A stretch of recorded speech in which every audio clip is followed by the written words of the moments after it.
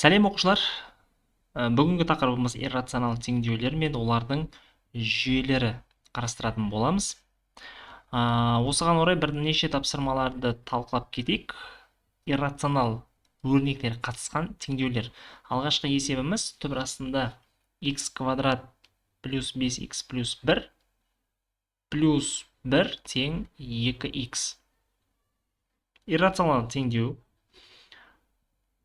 Бұндай теңдеуді шешуден бұрын біз мына түбірден қалай құтылып аламыз деген сұрақты қоюымыз керек. Түбір белгісінен құтылу үшін түбір астында x квадрат плюс 5x плюс 1.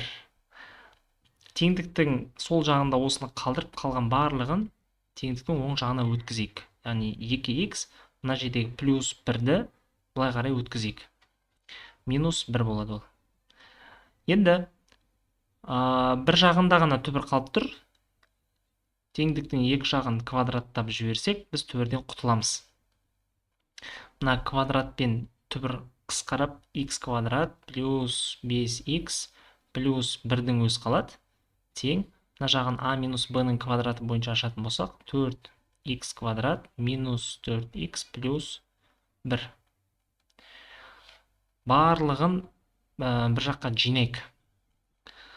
X квадрат плюс 5x плюс 1 минус 4x квадрат плюс 4x минус 1 тең 0.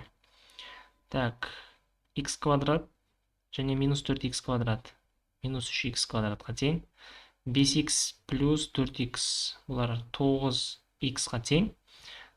Плюс 1 мен минус 1 0 болады. Тең 0. Көбейткіштерге жіктейік. Минус 3x-ті жақшаның сыртына шығарып жіберсек, x минус 3 жақшаның ішінде қалады. Көбейткіштерге жіктедік. Бұл жерден минус 3x-іміз 0-ге тең, және x минус 3-іміз 0-ге тең болады. Екі түбір шығып тұр. X тең 0 және x тең 3 деген екі жауабы шығып тұр. Енді бұны тексеруіміз керек. Бұл дұрыс па әлде бұрыс па? Оны тексеру үшін бастапқыда берілген теңдеудегі x-тің орнына қойып тексеру арқылы ғана тексере аламыз. Біріншісі, x тең 0 тексеріп көрейік. Түбір астында 0-дің квадраты барлық x-тің орнына 0-ді қойып шығамыз. Плюс 5 көбейту 0 плюс 1. Түбірдің сыртында плюс 1 тең 2 көбейту 0. Есептейік, осылар бір-біріне тең болса, демек жауап дұрыс болады. Мына жерде түбірдің астында 1 болады. Плюс сыртта 1 тең 0. Түбір астынан 1-ден 1 шығады, оған 1-ді қоссақ 2 тең 0 шығып тұр. Демек, мына жауабымыз дұрыс емес. 0 деген жауап қате.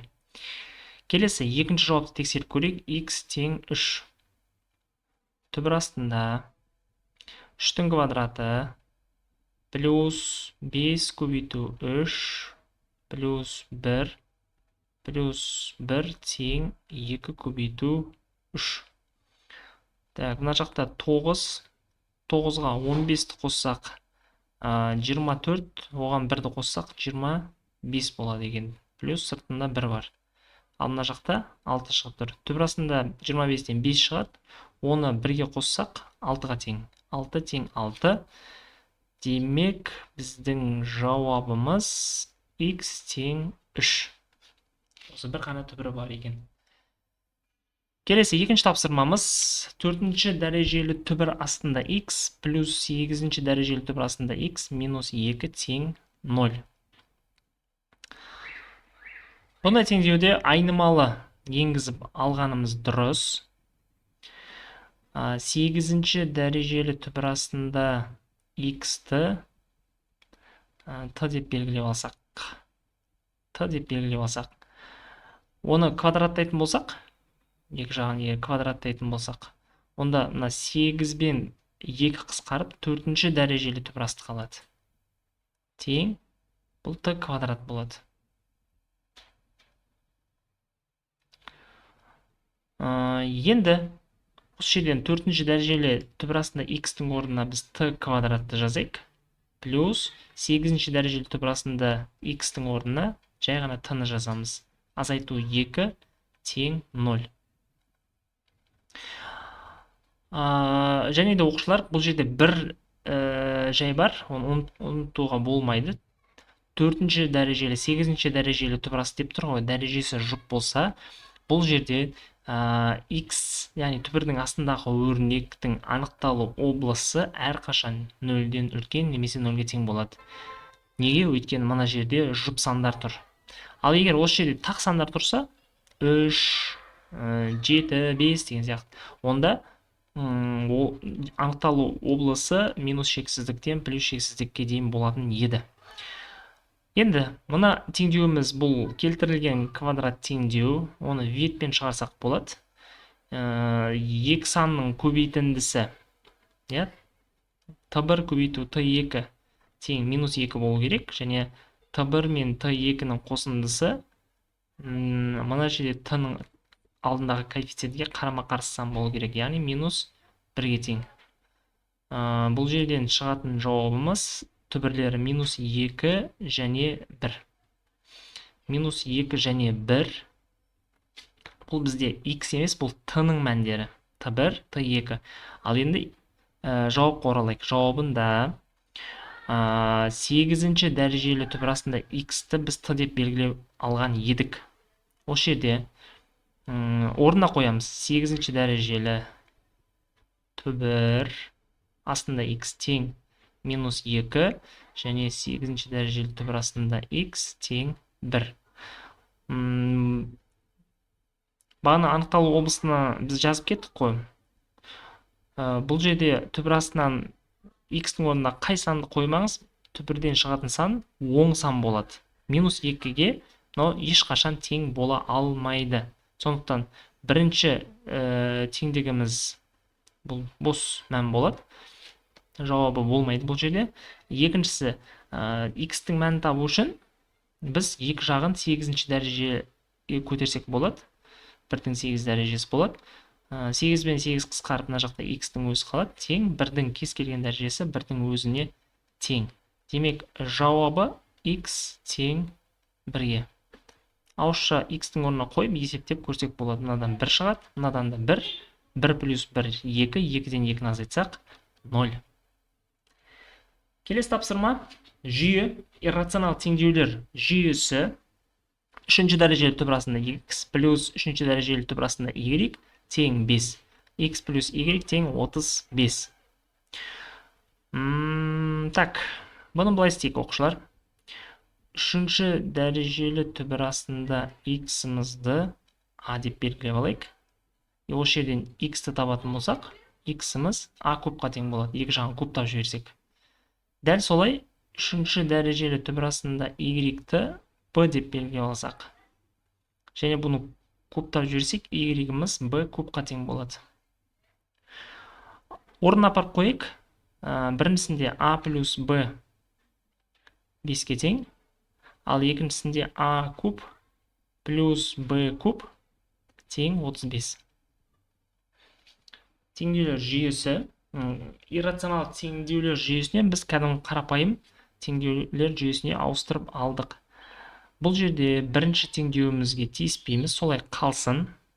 Солай көшіріп жазамыз. Екіншісінде формуланы қолданамыз. a куб плюс b куб формуласын. Бұл жерде a плюс b бірінші жақшамыз. Екінші жақшамыз a квадрат минус ab плюс b квадрат тең 35. Бірінші мынау a плюс b-міз бұл 5-ке тең екендігі мына бірінші теңдікте көрсетіліп тұр. Демек, мына қосындының орнына біз 5-ті жазсақ болады. a квадрат минус ab плюс b квадратымыз, бұның алдында 5 деген коэффициент тұр, ал 5-ті былай қарай өткізсек, 35 5-ке бөлінеді, бұл 7-ге тең болады. Енді осы жерден теңдеулер жүйесін дұрыстап жазып алайық. a плюс b-мыз 5-ке тең, бірінші теңдеуіміз.